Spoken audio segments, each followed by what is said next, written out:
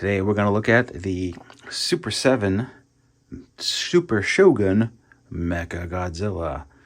This isn't mine. I'm borrowing it from a friend. I missed on the pre-order, and he was very kind to let me unbox it and check it out. It has a nice outer box, of course, like a lot of Super 7 stuff does. It's pretty much the same front and back. Symbol tab on the top. And it's inside that we get the pretty box. Has a nice photo of Mechagodzilla on the front. 50 centimeters tall, 20 inches. A little shorter than a regular Jumbo Machineer, but there's a reason for that, which we'll get into later. Has the Godzilla branding. Nice graphics all around. Some stats on the side. Spring-fired missiles, launch meets hands, leg rollers, head turns, arms rotate, no batteries, no electricity. Otherwise, it's a nice box. That's pretty much what you get. Like up here, it says, as seen in, I think it's Godzilla against Mechagodzilla. Let's pull this top off and see what's up. Oh, very snug fit. And there it is, in plastic. Interesting. So this comes with some nice metallic stickers. You have, your stickers for around the figure. You have a couple of different versions of the Mechagodzilla logo, and you have a sort of a Japanese rainbow sticker, which is reminiscent of the Bullmark missile fire vinyl version of Mechagodzilla. So it's a nice touch that they've added that in.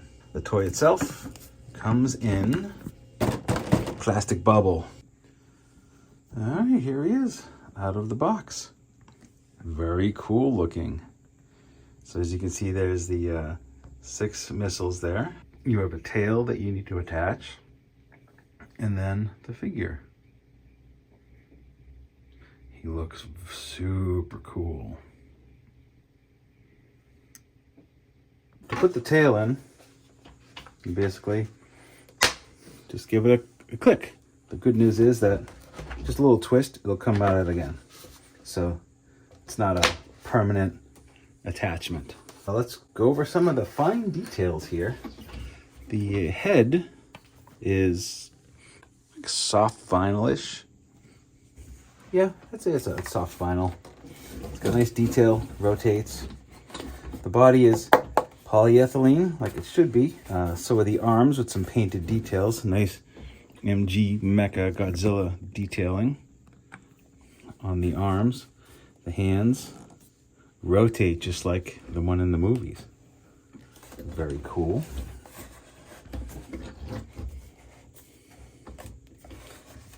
No waist joint, but that's to be expected. There is some leg swivel, and then in the feet you have wheels, and it also is weighted.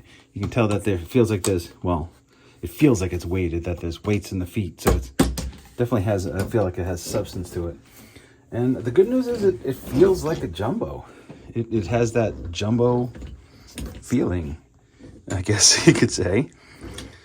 Despite sort of just looking like Mechagodzilla, it feels like part of that Shogun Warrior family. And you can kind of, those, if you're familiar with Shoguns, you'll know that sound. Definitely feels like a Jumbo, and it's super cool. Missiles are loaded, and they just kind of go in like so.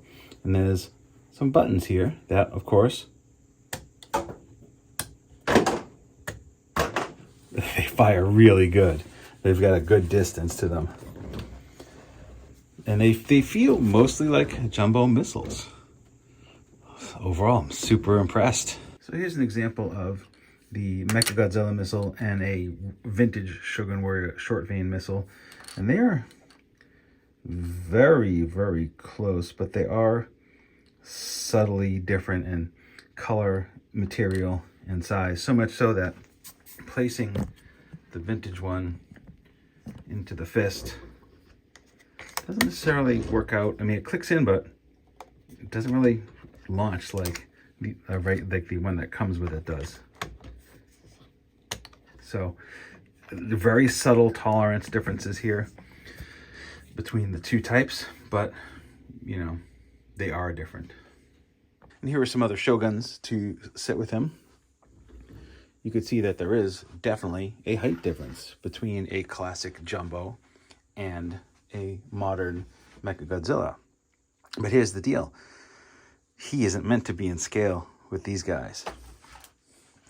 He is meant to be in scale with this guy.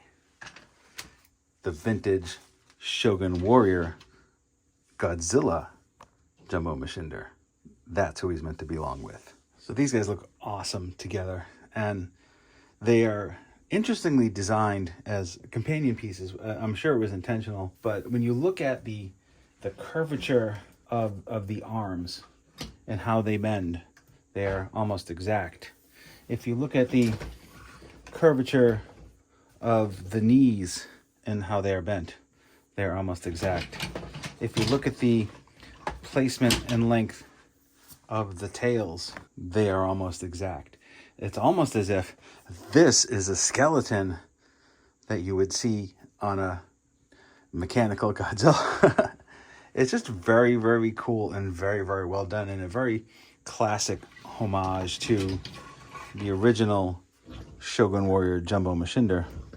It feels like it could have been made back then, and I think that was absolutely their intention. So if you wanted to get one of these, you should have pre-ordered one a long time ago, because they were made to order. And I think they were about a $400 pre-order, which is a lot. But these are niche items for a smaller market, and you don't make as many of them. And when you don't make as many of them, they cost more. And plastic costs have gone up. Shipping costs have gone up. I didn't get one because I didn't have the money. But I get to play with my friends. So that's why it's cool to have friends who are into the same robot toy crap that you're into. I mean, there is not a lot to say about it other than it's cool. And it is a very nice homage. Like, it's a what if toy. Like, what if they had made this back in the 70s? This is what it would be like. Just only then it would have been $17. And here it is a lot more. But Super 7 did a great job. Great sculpt, great design. And clearly some nice homages that respect the time that it would have been delivered to originally. And I also really, again, I chuckle at that little rainbow belt, and I'll see if I throw a picture in so you can see what that's a tribute to. But that would be a fun sticker to put on. My only hope is that this was successful enough that we will get a Mechagodzilla 2.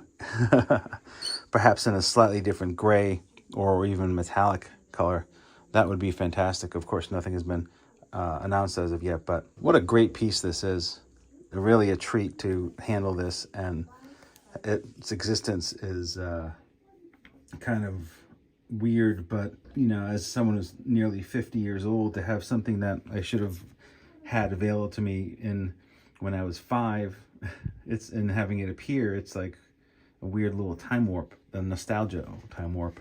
And it makes me feel like a kid again, and that's pretty cool. So once again, this was made by Super 7. My buddy bought it, and I am reviewing it.